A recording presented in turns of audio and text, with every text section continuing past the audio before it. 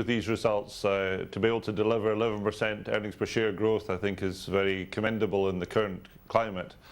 I mean, in our business, we've obviously got a mixture of different regions, with Africa, South Africa, Latin America producing very strong results, but obviously slightly more difficult time in Europe and North America, where the recession is having more effect on consumer spending, but still producing reasonable results for the group as a whole.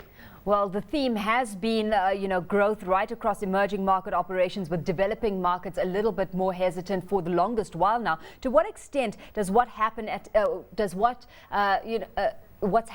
SABMiller reflect what's happening in the world generally? Because speaking to market analysts, people drink when things are good, but they possibly drink just as much when things are bad. So how much can we extrapolate here? Well, I mean, it's always nice to be in an industry where people enjoy consuming your products in good times and in bad times. But no, I mean, I think the emerging markets clearly have got much more growth momentum behind them at the moment, both in our industry and in some other industries. But it doesn't mean that there aren't opportunities in other regions. Because, for example, in North America, we've seen very strong growth at the premium end of our portfolio, with our 10th and Blake craft beers, Blue Moon, and our Leinenkugel range performing very strongly. So I don't think you can extrapolate generally across the businesses. I think you've got to look for the pockets of growth and capture them.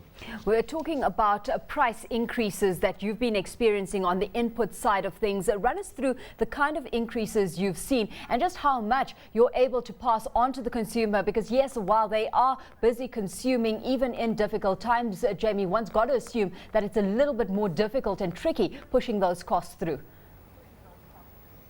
Well, I mean, I think we guided at the start of this year that our input costs would rise by low single digits, and that's currently what we're experiencing, certainly in the first half, and as we look forward into the second half, we expect that to be the case for the full year. We've already obviously hedged a number of our commodities, so we have a fairly clear view what that will be. So that's a more muted input cost pressure than we've had in some years, but it's still there, and we do pass those costs on in our pricing where it's appropriate, but it's a market by market situation. Okay, so let's take a look at market by market strategy, Jamie, because a lot of attention, of course, being placed on SABMiller's move into Australia with its acquisition of Foster's having come through. A lot of questions around your move again into a developed market territory at this stage of the game. Yes, well, I mean, I think our view is that there is still a lot of growth to be had in Australia. I mean, it's got a very strong beer culture. We believe that we can bring value to that business and start delivering some growth. So we're quite confident that it's actually a balanced view of our portfolio, that investing across the world, both in developed and developing markets, is actually good for us. And in fact, there's been much talk about a shift in strategy. It's not a shift in strategy at all. It's continuing where we've been. We're still, by any measure, over 70% invested in what you would describe as emerging markets. Where does Africa fit in SABMiller's strategy right now, Jamie? Because if you're looking at Nigeria, for example, there are questions being asked about your strategy to break into that market, where, for example, Nigerian brewery still has a pretty strong hold in that territory, where it's owned 60% of the market, and Guinness is next in terms of market share. So what kind of muscle do you have to actually compete in the African territories that are showing promise right now?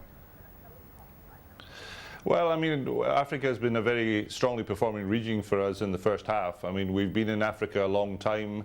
We've invested a lot of money in a number of markets around there, and also this morning you'll see that we're continuing to invest by announcing some more expansion of our capacity to meet the demand of our sales, which grew about 15% in the first half of this year.